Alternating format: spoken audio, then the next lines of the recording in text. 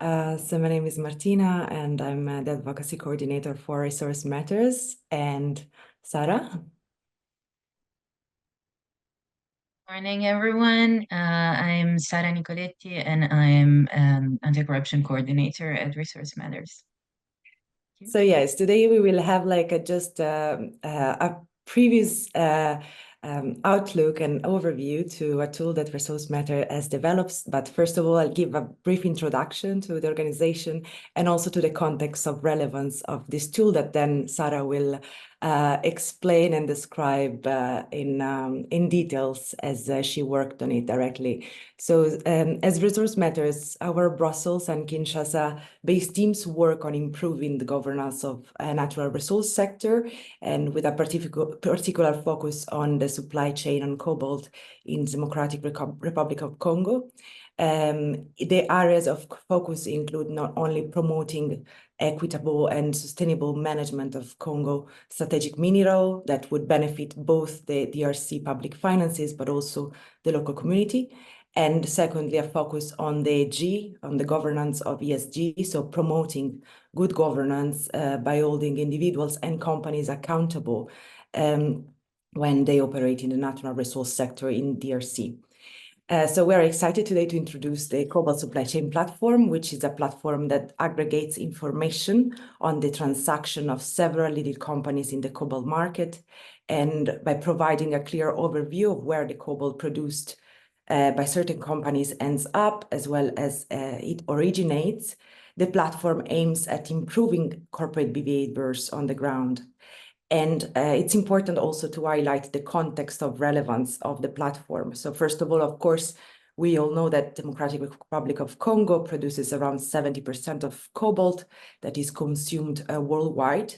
And the demand for cobalt is set to increase substantially in the next years, due, of course, to the energy transition underway, and as it is used in the making of electric batteries. And so the relevance of the geographic relevance is there, and there is also the relevance of the platform in, let's say, the legislative framework that has been developed, especially now at the EU level. So we have two key EU legislation, as also other colleagues from other organizations were pointing out before, that are going to be extremely important in looking at the sustainability and due diligence mechanisms along the supply chain. So we have the Corporate Sustainability Reporting Directive and the recently voted Corporate Sustainability Due Diligence Directive. While the first aims at improving the mandatory reporting standards of company, and here we will have the sector-specific standards for also the extractive that is now under construction and will enter into force in 2026. The Corporate Sustainability Due Diligence Directive aims at improving the due diligence obligation.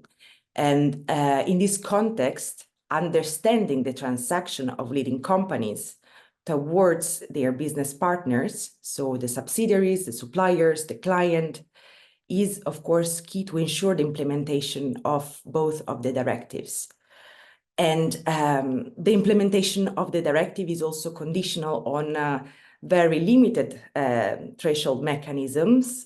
We know that for the non-EU companies, they will have a minimum annual turnover of 450 million euros. So each company will have to identify whether its partners fall within the scope or not.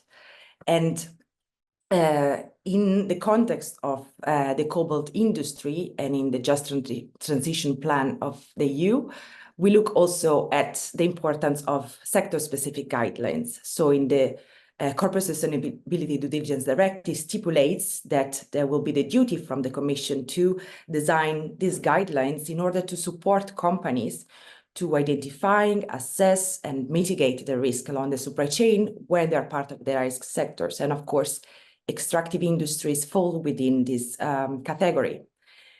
And we go back to the why of this platform is necessary, or is going to be hopefully like a tool that will help companies to improve their behavior.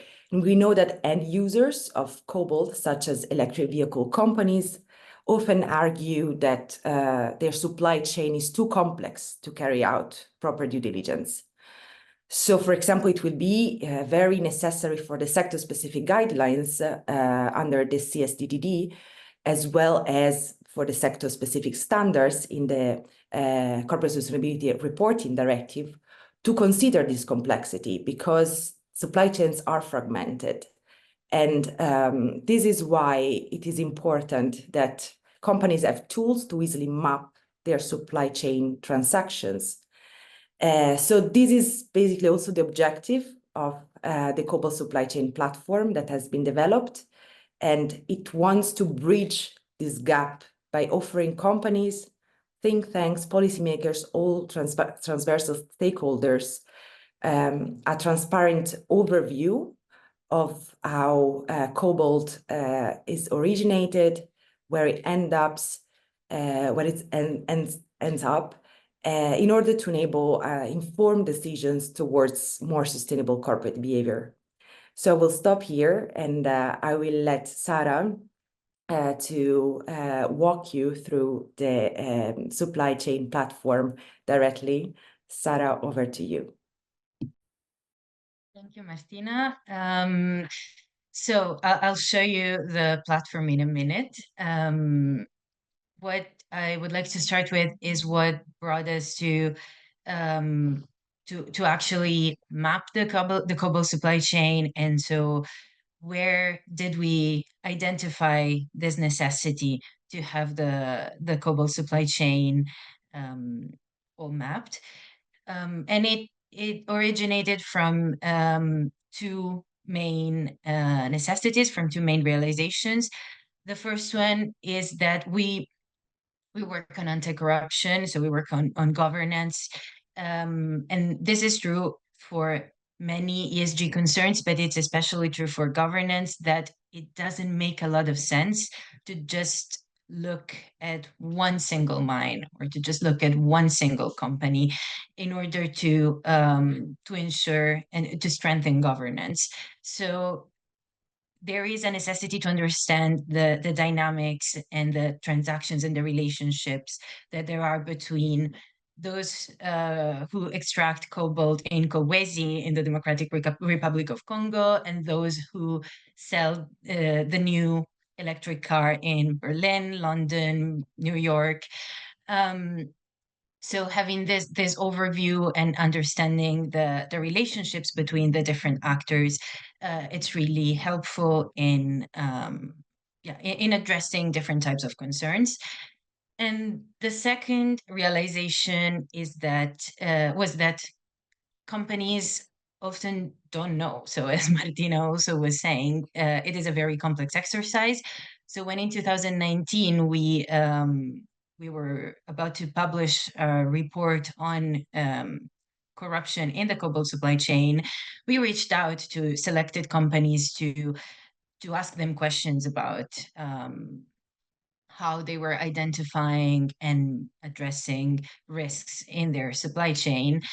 And their knowledge of their supply chain was not sufficient, according to us, in order to properly identify and address the risks. And so that's what brought us to build this platform that I'm going to show you. So I'm sharing my screen. So wait, I hope, yes, I hope you can see it. So yeah, this is how our platform looks like. I'm gonna share the link with you just right after in the chat. So, but it's available on our website, which is resourcematters.org. So the platform clearly shows So the Sarah, different steps. sorry, just to interrupt. So at the moment, we're just looking at your folder at the moment rather than the actual picture. So you might just need to reshare. Because I really want to see it. Yeah, no, but and also it was working before, so it's obviously so inconvenient that when it's supposed to show. Okay, can you see it now? There we go. Okay, great, perfect. I hope that as I move to the other pictures, you can also see them, but just let me know if you don't. So as I was saying, this is how it looks like. And it indicates all the different steps in the Cobalt supply chain. Well, this is the more detailed version. You can also select on the top right if you want like to see just the fundamental steps, but I think it's useful also to see the whole chain. So going from mining to smelting, trading, through the manufacturing of all the battery components, the batteries, and then it ends up with the consumer-facing companies, so electric cars and vehicles. Of course, you can see there is a little arrow there. So this is not all the companies that we have in the version on the website. You can also scroll down and see the like all the companies, and then there is a little map, like a small map here that shows you also the geographical concentration, and it's color coded, so you can see where consumer-facing companies are located, where I don't know, battery cell producers mostly are, and where the extraction sites are concentrated. So this is how it looks in an overview. Now, I hope, no, of course, you cannot see the second one, or can you? Not yet. Don't worry. I shall fill in whilst you're doing very clever clicking with regards to getting the next screen up. Thank you. It's incredible how it was working this morning and it's not anymore. That's really amazing. Wait, so here. And maybe while Sara is getting the next slide up, Martina, in terms of the companies that are involved in this, so they're mostly the large scale companies. A question maybe for later is, okay, well, what about the artisanal and small scale miners all the way back at the beginning of this? But I'll pass back to Sara now, and then we can come back to that question when we do the next transition. Thank you. So I don't know which one are you seeing. The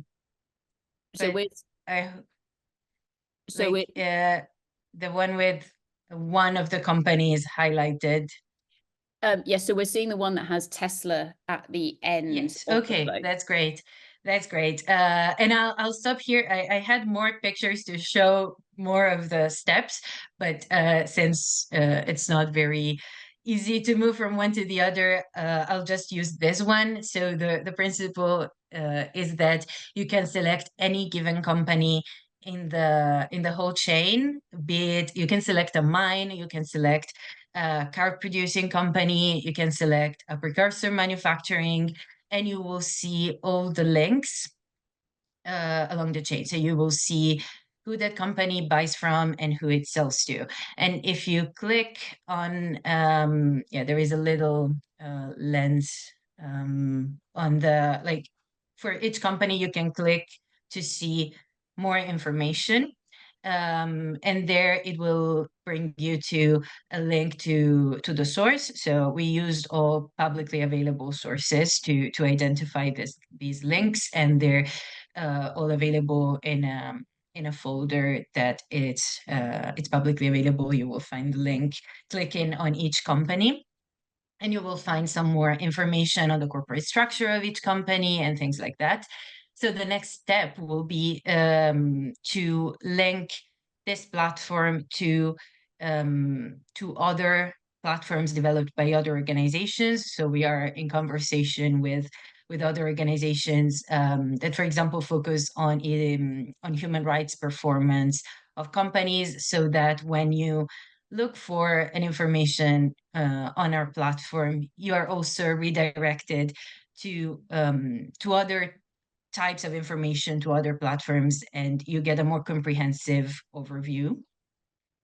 As a conclusion, okay, this is very cool. What do we do with it? So now that we know that this company buys from this company, and that company supplies cobalt from another company, that's a lot of information. What do we do with it? And I like to stress every time I present this platform, I like to stress the fact that this is a transparency tool, but transparency is not the end goal. transparency, I think it's something that like a mistake that we often make in the sector, to consider transparency as an end and not as a means. Well, transparency is a means, and the end goal is more accountability. Like having transparency for the sake of it, it's just box checking. So the idea for this platform is to be used in order to develop better policies, in order for companies to address better risks in their supply chain, in order for legislators to develop sector-specific policies and guidelines, and for NGOs like us, for civil society, to better exercise their role of watchdogs. Because when you know how your how a supply chain looks like, it's easier to ask the right questions and to identify risks and to develop tailor-made policies and solutions. And I will stop here. Thank you. So I don't know if there are questions. I'll stop sharing my screen because that was clearly a failure. So I will share a link later in the chat of the platform. And yeah, so I invite everybody to visit it and play with it. And yeah.